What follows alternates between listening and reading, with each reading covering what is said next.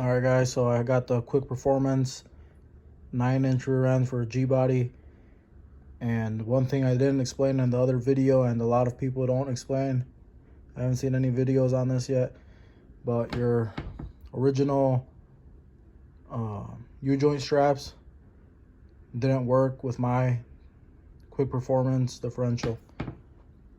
I had to go out and buy these. That's the part number, Dorman 81000. One of them is from Advanced, the other one's from AutoZone, same part number. I had to go out and buy these. I didn't use the bolts that come with it because your yoke where the U-joint goes in, it's not threaded like the original one, so you won't be using the bolts.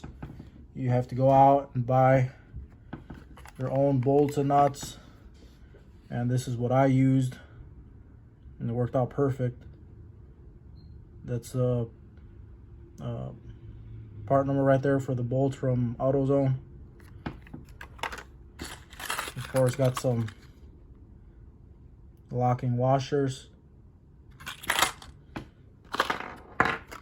and of course this is the nuts.